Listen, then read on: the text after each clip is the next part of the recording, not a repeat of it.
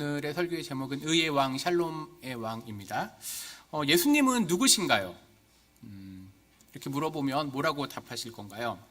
나에게 예수님은 어떤 분이신가요?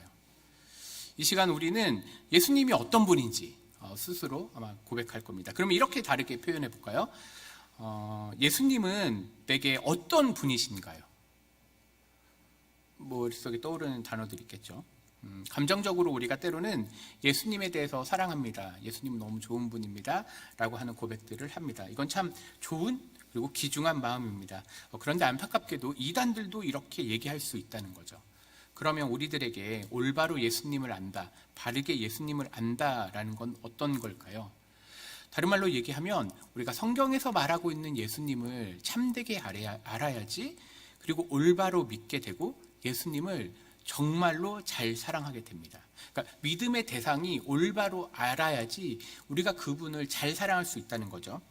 만약에 내가 사랑하는 사람이 있는데 그 사람의 습관이나 그 사람이 좋아하는 걸 전혀 모르고 내 방식대로만 사랑하면 그 사랑은 이루어지기가 참 어렵겠죠. 다른 말로 얘기하면 예수님을 사랑하는 것도 이와 같다는 거죠. 우리가 성경에서 얘기하고 있는 예수님은 어떤 분이신지, 그리고 예수님은 진짜 어떤 걸 원하시는지 우리가 생각해 볼 수 있을 겁니다. 그러니까 예수님께서 하신 그 사역, 특별히 성경에서 말하고 있는 그 사역을 토대로 해서 예수님, 말씀을 토대로 기초로 삼아 믿음의 토대를 삼아야 된다는 말을 잠깐 이야기하려고 합니다. 오늘은 예수님은 누구신가, 물론 제목에도 나와 있지만 예수님은 누구신가, 오늘 히브리서의 몇 개의 단어를 살펴보면서 예수님에 대해서 말씀하고자 합니다. 먼저 오늘의 시작은 멜기세덱부터 시작하려고 합니다. 멜기세덱은 사실은 히브리서 5장에 이미 등장을 했습니다. 5장에 이미 5장 6절에 보니까 또한 이와 같이 다른 데서, 여기서 다른 데서는 시편을 얘기하는 겁니다. 말씀하시되 내가 영원히 멜기세덱의 반차를 따르는 제사장이라 하셨으니, 앞에서 멜기세덱에 대해서 이야기를 하였는데 우리 11절 말씀만 같이 읽겠습니다. 시작. 멜기세덱에 관하여는 우리가 할 말이 많으나 너희가 듣는 것이 둔함으로 설명하기 어려우니라. 사실은 히브리서 기자가 멜기세덱에 대해서 도전을 한 겁니다. 이제 너희들에게 얘기할 거야 라고 얘기했는데 결과가 뭐예요? 듣는 것이 둔하다. 이 말씀을 듣고 있는 이게 청중일 수도 있고 독자일 수도 있죠. 그러니까 이 사람들이 둔하다, 듣는 게 둔하다 라고 얘기했습니다. 둔하다 라고 하는 표현을 어떻게 보면 무디고 게으르다, 사전적으로는 그렇게 번역할 수 있는데 실제적으로 듣는 게 둔하다라는 말을 우리식대로 설명하면 이렇습니다. 바로 하나님 안에 있지만, 교회 안에 있지만 영적인 능력이 없는 걸 둔하다라고 표현한 거죠. 이걸 조금 더 쉽게 얘기하면 이렇습니다. 교회는 오래 다녔고 심지어 직분도 있는데 우리가 믿는 것이, 혹은 우리가 순종함이 교회에 오래 다님과 전혀 상관없이, 즉 예수님을 믿는다 말은 했지만 예수님과 내가 전혀 상관없는 사람으로 살아가는 것을 듣는 게 둔하다라고 얘기하는 거죠. 얼마나 안타깝은지 우리가 생각해 볼 수 있습니다. 영적인 사람인데 영적인 능력이 없으니까 히브리서 기자는 듣는 게 둔하다라고 얘기했습니다. 그래서 5장에서는 원래 11절 이후에 멜기세덱에 대해서 얘기해야 되는데 듣는 게 둔함으로, 심지어 성경에 대한 이해가 떨어지므로 5장, 6장 삥 돌아서 7장에 와서 다시 멜기세덱에 대해서 이야기하고 있습니다. 앞에서 한 얘기를 또다시 반복하고 있다는 거죠. 그래서 히브리서 7장 11절, 15절, 17절은 비슷한 표현이에요. 멜기세덱의 반차를 따르는 다른 한 제사장을 세울 겁니다. 근데 이 말씀이 앞에서 얘기했지만 6절이죠. 이와 같이 다른 데서 말씀하시다. 그러니까 멜기세덱은요, 구약에는 창세기와 그리고 시편에만 등장을 합니다. 원래는 우리가 제사장 하면 레위인, 레위지파, 레위기를 중심으로 이해를 해야 되는데 전혀 다른 창세기와 시편을 통해서 멜기세덱이라고 하는 제사장에 대한 이야기가 나온다는 겁니다. 그래서 시편 110편 4절에 보니까 너는 멜기세덱의 서열, 반차를 따라 영원한 제사장이라 하셨도다. 그래서 우리가 히브리서를 볼 때 조금 어려운 점이 이런 거예요. 구약에 대한 전반적인, 때로는 어느 한 구절을 매우 깊게 알아야지만 히브리서를 이해하기 쉽다는 거죠. 오늘 5장과 7장에서 멜기세덱의 이야기는 시편에서 그리고 창세기에서 등장하는, 원래 사건은 창세기인데 이걸 번역한 시편은 멜기세덱의 서열, 멜기세덱의 반차를 따라 영원한 제사장이라고 하는 전혀 듣도 보지도 못한 이상한 얘기를 꺼내고 나는 거예요. 이게 이해가 안 됐지만 이제 우리는 이 이야기, 즉 멜기세덱이 도대체 무엇인가 라고 하는 것에 좀 더 집중을 해보도록 하겠습니다. 멜기세덱 많이 들어봤죠? 멜기세덱에 대해서 한번 들어보겠습니다. 멜기세덱은요, 영어로 보면 그냥 멜기세덱, 헬라어도 멜기세덱이라고 되어 있습니다. 그런데 우리가 히브리식으로 발음을 하면 멜기세덱이라고 하는 건요, 정확하게는 말키ጼ덱이라고 하는 표현이에요. 멜기세덱은 그냥 우리 한국식으로 멜기세덱, 근데 이걸 히브리식으로 차용을 하면 말키라고 하는 건 나의 왕이란 뜻이에요. 왕이라고 뜻이죠. 이게 뭐 아비멜렉, 이게 멜렉도 사실은 말락이라고 하니까 왕이고, 이제 키라고 하는 가 나의 왕. 그 다음에 ጼ데크는 우리 목사님이 종종 얘기했죠. 미시파트와 ጼ데크라고 하는 그 ጼ데크. 그러니까 나의 왕, ጼ데크의. 그래서 히브리서 7장 2절을 이렇게 표현하고 있는 거예요. 아마 구약식 표현을 일부러 해석을 해준 거예요. 그래서 그 이름을 해석하면 의의 왕이라고 하는 문자적 해석을 했는데, 실제로 이 의의 왕이라는 게 두 가지 의미로 번역을 뗄 수 있어요. 첫 번째는요, 나의 왕은 의로우시다라는 뜻이에요. 그러니까 멜기세덱, 말키ጼ덱이라고 하는 것은 나의 왕은 의로우시다, 혹은 그는 의로운 나의 왕이시다라고 하는 표현이에요. 그러니까 창세기에 갑자기 등장했던 멜기세덱, 우리가 말키ጼ덱이라고 하는, 근데 쉽게 그냥 멜기세덱이라고 이야기했습니다. 멜기세덱은요, 등장부터 그 이름 자체에 의롭다, 왕이다라고 하는 표현이 이미 포함돼서 나오고 있는 거예요. 멜기세덱이라고 하는 그 이름 자체가 의에 대한 강조를 하고 있는 거예요. 그러면 이제 우리가 성경에서 의에 대한 얘기를 조금 하고 다시 멜기세덱에 대해서 한번 보도록 하겠습니다. 히브리서 7장 2절에 보면 그 이름을 해석하면 먼저는 의의 왕이라고 했어요. 우리가 앞에서 봤지만 멜기세덱, 말키ጼ데크라고 하는 건 나의 왕, 그 다음에 의, 그걸 다시 번역하니까 나의 왕은 의로우시다, 그는 의로운 나의 왕이시다 라고 하는 표현을 가지고 다시 보면 의의 왕이라는 건 이런 의미구나 라고 이제 생각할 수 있어요. 근데 히브리서나 이제 성경을 번역할 때 이제 목사님들도 이제 성경 본문을 보고 이걸 해석을 해야 되거든요. 우리는 다 해석을 하는데 이 해석할 때 어려운 부분이 있습니다.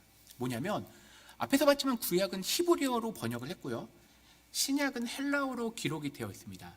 그러니까 우리가 지금 의라고 하는 단어를 처음으로, 역사에 처음으로 가서 다시 설명해 보면 히브리어에서 다루고 있는 그 ጼ데카나 미시파트나 에무트라고 하는 히브리어가 의라고 하는 표현이 신약으로 넘어오면서 다른 표현을 써요. 우리가 뭐 하나님의 의, 로마서에서 말하는 그 의 있잖아요. 루터도 그 의에 대해서 집중을 했는데 디카이오시네라고 하는 전혀 다른, 그러니까 언어가 달라진 거예요. 근데 언어가 달라지면 뜻이 달라지거든요. 히브리어에서 헬라어로 넘어왔습니다. 근데 여기서 한 번 넘어오고 한국어로 온 게 아니라 히브리어에서 헬라어로 넘어오고 헬라어에서 다시 라틴어로 넘어갑니다. 그리고 라틴어에서 우리가 알고 있는 독일어나 뭐 여러 가지 불어나 이런 것들이 다시 번역이 되고 이게 다시 영어로 번역이 됩니다. 벌써 과정이 여러 가지죠. 근데 아직 우리한테 온 게 아니에요. 이 영어식 표현이 중국으로 가서 중국식 한자와 혹은 일본에 가서 일본식 한자가 차용이 돼서 한국으로 온 겁니다. 그러니까 의라고 하는 이 한 단어를 우리가 찾아가려면 제가 지금 여러분들에게 지도를 보여드린 거예요. 이게 한자로 중국식 한자, 일본식 한자, 그리고 이게 다시 영어, 이게 라틴어, 그 다음에 더 올라가서는 헬라어와 히브리어 단어를 쭉 가지고 오다 보면 의라는 게 단어 하나인데 실제로는 가지고 있는 의미가 매우 풍부하다는 거죠. 그래서 우리는 조금 이 의를 아주 쉽게 표현을 한번 해보려고 합니다. 제가 먼저 그냥 이 단어 뜻 자체로 한번 보자고요. 하나님은 어떤 분이시죠? 하나님은 의의 왕이시에요. 왕이시란 뜻이에요. 그걸 쉽게 얘기하면 하나님이 의로우신 분이구나 라는 표현이에요.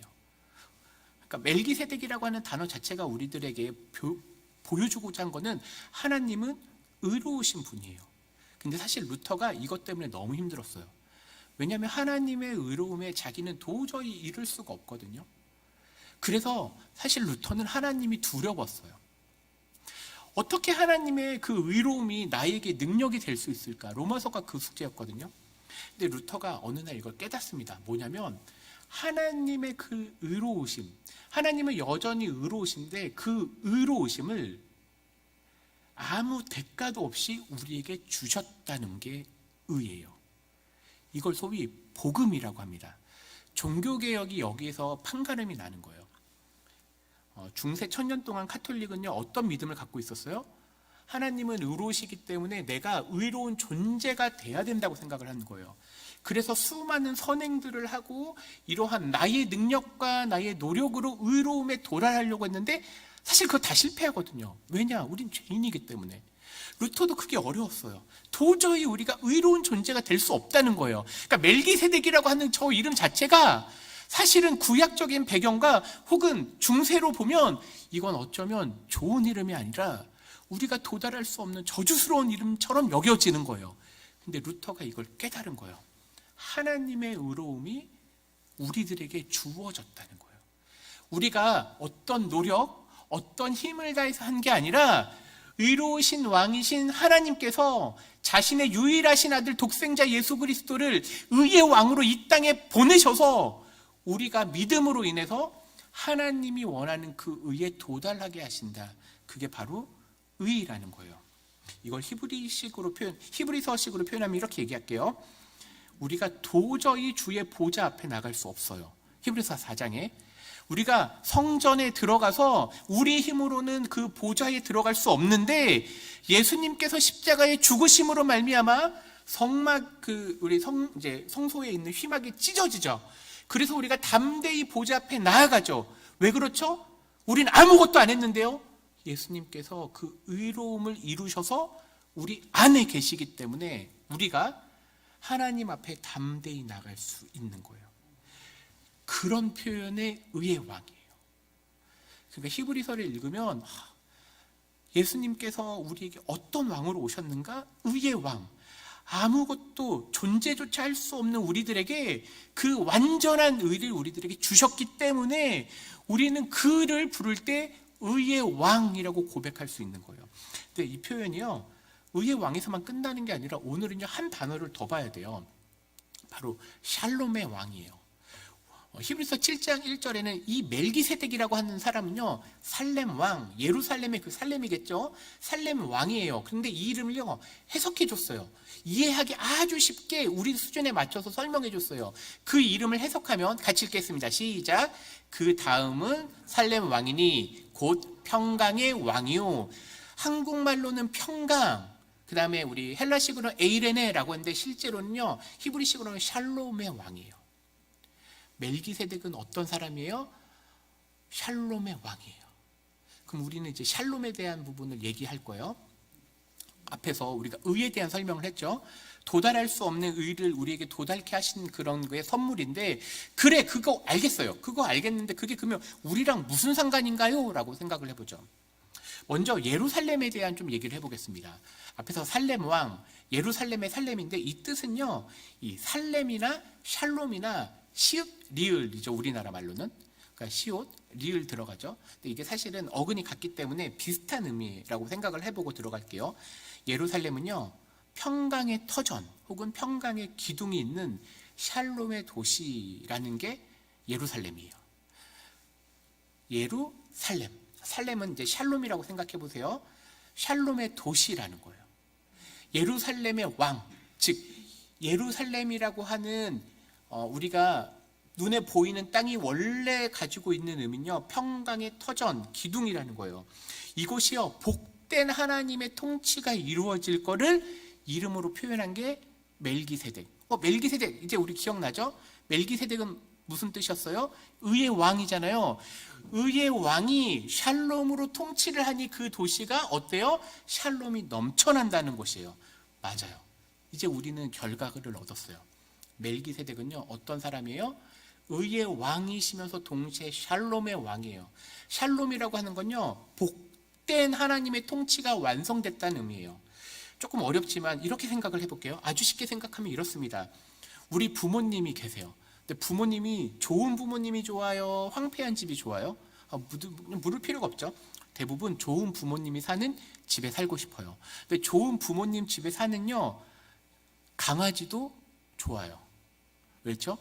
좋은 부모님은요, 먹을 것도 잘 주고 따뜻하게 사랑을 주기 때문에 그래요. 그 집은요, 애들뿐만이 아니라 강아지조차, 요즘은 강아지라고 하면 안 돼요. 반려견, 반려동물, 반려묘라고 얘기하니까 반려동물도 행복해요. 이게 샬롬이에요. 황폐한 가정은 어때요? 아이들도 안 좋은데 뿐만 아니라 강아지도 안 좋아요. 툭하면 때리고 먹을 것도 제대로 안 주고. 이건 샬롬이 없는 거예요.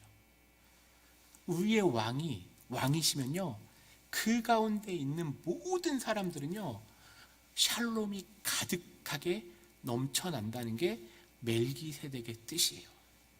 그러면 이제 결론에 이르겠습니다. 하나님의 통치가 이 살렘뿐만이 아니라 이제 예수님으로부터 확대가 될 거예요. 왜냐하면 지금 그 얘기를 하려고 온 거거든요. 지극히 높으신 하나님의 제사장이라고 얘기했어요, 표현이. 근데 하나님의 제사장 멜기세덱인데 히브리서 기자는요, 지금 멜기세덱 얘기를 하려고 하는 게 아니라 예수님이 멜기세덱과 같은 아주 뛰어난 지극히 높으신 대제사장이에요. 즉 예수 대제사장을 얘기하고 있어요. 그래서 7장 4절에 이 사람이 얼마나 높은가를 생각해 보라. 지극히 높다는 표현이에요. 이게 사실 히브리식 표현, 히브리식에서 지극히 높다라는 표현을 지금 쓰려고 한 거예요. 7장 20절 예수께서 제사장이 되셨다. 7장 21절 내가 영원히 제사장이다. 즉 예수님이 영원한 제사장.